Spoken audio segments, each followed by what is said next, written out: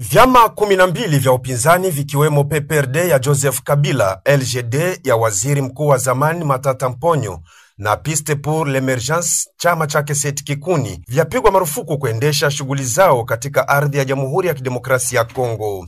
Makata yaliyotolewa na serikali ya Kinshasa Ijumaa Oktoba 31 mwishoni mwa juma lililopita kupitia tangazo iliyotolewa na naibu waziri mkuu, waziri wa masuala ya ndani na usalama nchini humu. Vyama hivyo vinashutumiwa kwa makosa ya uvunjaji wa mshikamano wa kitaifa na kutokuheshimisha ukingo wa samani ya taifa kwa utendaji kazi wa vyama vya kisiasa nchini. Bwana Paul Kabwe, mshauri wa ofisi ya waziri wa mambo ya ndani wa Jamhuri ya Kidemokrasia ya Kongo, amethibitisha kuwa sheria ya nchi inakataza chama cha kisiasa kujidumbukiza katika masuala ya kivita au kijeshi. Kanuni ya 6 ya katiba ya nchi usema vyama kama hivyo lazima viondolewe kwenye orodha ya vyama vya siasa, ameongeza mshauri wa ofisi ya waziri wa mambo ya ndani.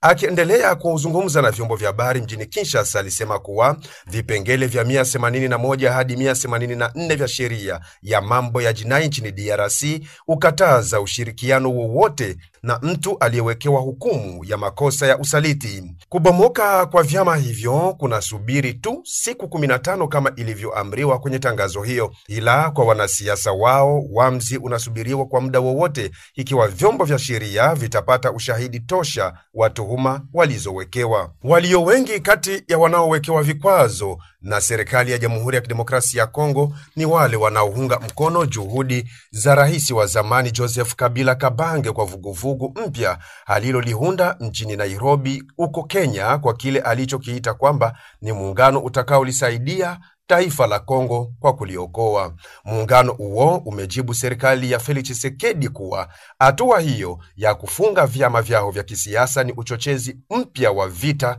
anavyovitaka Tshisekedi. Ferdinand Kambere ni katibu tendaji wa chama cha PPRD ya Joseph Kabila Kabange, akizungumza nami njiani mwa simu kutoka Kinshasa, amesema tunaona kama kweli ile yote ambayo serikali ya Kinshasa inakuwa ikikataza vyama vya upinzani kutumika kawaida kazi zake na kuendelea kuwasingizia mambo ya uongo ya hii wanaita AFC na M23, ijapokuwa wanaendelea wakiongea nao, lakini mradi wao ni wa kusimamisha tu, wasimamishe vyama vya upinzani, kusiwepo hata mtu mmoja anaweza kuwa na elekeo ingine isipokuwa ya Tshisekedi mwenyewe. Tunaona mbinu zake ni zile ambazo anatafuta kujitengenezea katiba mkuu, abadilishe katiba mkuu jinsi anataka, na hapo aende kwa uchaguzi ulio mwenyewe ambao unakataliwa na watu wote. Hizi ndizo mbinu zake, lakini kwetu kwa kusema kama chama tulisha kuisimamia na kusema la, hatutaitika ile mambo ifanyike vile. Waliwaza kama upinzani hauna tena nguvu, walisahau kama upinzani ni raia mwenyewe. Sisi ambao tunaitetea ni malalamiko ya raia mwenyewe ambaye wanapenda wamunyanganye demokrasia, wamunyanganye katiba kuu, wamunyanganye vitu yote ya haki yake. Hii ndiyo kweli. Anapenda kanyange demokrasia ndani ya Kongo, vitu vyote viendeshwe kwa nia yake mwenyewe. Wanawalahumu nyinyi kwamba Sauvons le Congo mlienda kukutana huko Nairobi ambako kumezaliwa AFC M23 huko ndo inawezekana huenda mko sehemu moja na AFC. Nyinyi mnawajibuje hapa? Hii inakuwa ni visingizio tu, mambo ya bongo tu. Wanaijua M23 na AFC.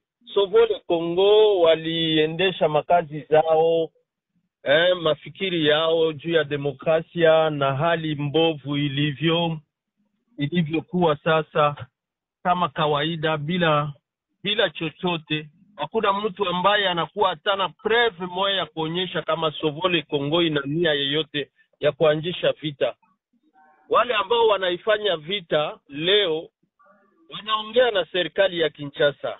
Donc hakuna singizio yote ambayo wanaweza ambatanisha Sovole Kongo na hiyo AFC M23. Hakuna. Kwa kumalizia, wito wenu ni upi kwa wananchi wanaokufuata na kukusikieni kwa muda huu na wanaofuatilia yanayopita kisiasa? Bon, kwa kumalizia ni ile tunashangaa kama watu wote kufatana na hali ilivyo ya nchi, mauaji, vita, majeshi ya nje, ni ile kushangaa wakati watu wote wanasema kama serikali ya Tshisekedi waitike, wakongomani wote wakae pamoja, waangalie nini inaendelea kuwa inarudia, vita irudie ndani ya nchi yetu.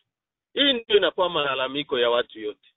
Lakini ile itakuwa yeye akatale mazungumzo yoyote, ijapokuwa iko naongea na M23, akatale mazungumzo yoyote na wananchi na wanasiasa wa Kongo, inakuwa ikituletea kushangaza sana, kusema sasa kwake kabisa hii mateso ya population na nchi ikiwa inaendeshwa vibaya itakuwaje? Bwana Apollo Msambia Joseph aliwahi kuwa mgombea ubunge kwa tiketi ya chama cha LGD huko tarafani Fizi, mkoa wa Kivu Kusini, ila kwa sasa anazungumza nasi kama mchambuzi wa siasa za DRC na Afrika ya Kati. Mtazamo wake ni ambacho kinakuwa kinapitikana DRC kwa sasa ni kutaka kufuta vile vyama vyote ambavyo havikubaliani na uongozi wa serikali ya sasa, yaani vibaki tu vile vyama ambavyo vinakuwa na fikira moja, vinakuwa na mawazo moja, vinakuwa pale kwa kushabikia utawala uliopo,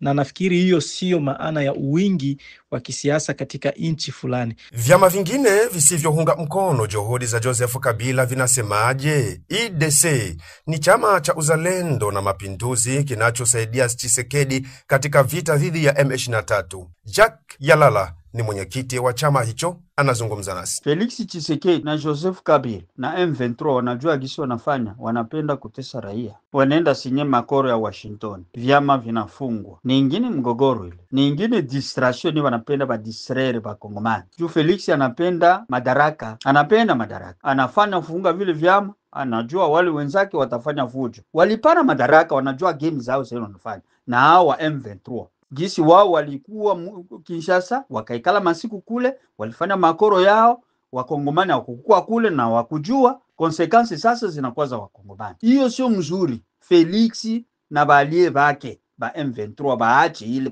siasa ya vile. Andre Biadunia Mashaka, mchambuzi wa masuala ya kijamii katika ukanda wa maziwa makuu, anatoa mtazamo ufuatao. Na labda haya mambo yatawarudilia wenyewe watakapotoka kwenye mamlaka, kwa sababu wale ambao watakamata mamlaka miaka ambayo itakuja watafanya haya ambao wanaifanya leo. Ninakumbuka bwana Kabila naye alifungaga vyama vimoja miaka iliyopita, naye leo vinamrudilia. Lakini sasa kwa mtazamo wangu binafsi ni kusema kwamba huu sio muda kabisa, kwa sababu matokeo ambayo yatakuja kwa hayo mambo, tumeona Sovole Kongo imeandika barua ya kusema kwamba wanataka vita, serikali ya Kinshasa inataka vita kwa kufunga hivyo vyama. Kumbe sasa sisi tungependa kushauria tu ni kusema muda wa kupigana, tunaona Tshisekedi na serikali yake hawako tayari kupigana. Basi waendelee kwenye mazungumzo, na watakapoendelea kwenye mazungumzo haina tena umaana wowote kuendelea kufunga vyama ambavyo mnajua kwamba vinasapoti hiyo M23.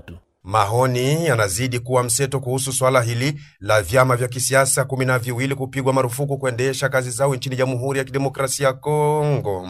Amuri Migombano Destin ni kijana mzalendo ambaye ni msemaji wa wimbi la wanasiasa wa kizalendo Kivu Kusini, aunga mkono uamuzi wa Kinshasa. Yeye aanza kusema, na tangu mwezi wa pili CM Sud Kivu tunaendelea kupambana na adui ambaye anaendelea kuungana mkono na hao wanasiasa ambao wamewezaga kukutanana huko Nairobi, Kenya, ambao ni wa patron wa hizo maparti politika ambazo zimepigwa kabisa marufuku na kusema kwamba situmike ndani ya nchi yetu ya kidemokrasia. Ni kitu kimoja kikubwa sana, na ni kitu ambacho kinaleta espoir ama matumaini kwa sisi raia ambayo tunaendelea kusumbuka, tunaendelea kuuawa, kukuwa pie ilegalema mali ya nchi kupitia hao watu ambao ni wanasiasa wa vyama ambavyo wametiliwa mgomo kutumika ndani ya nchi yetu ya kidemokrasia. Haiko Sovole Kongo, ingelikuwa Sovole Kongo kama hivi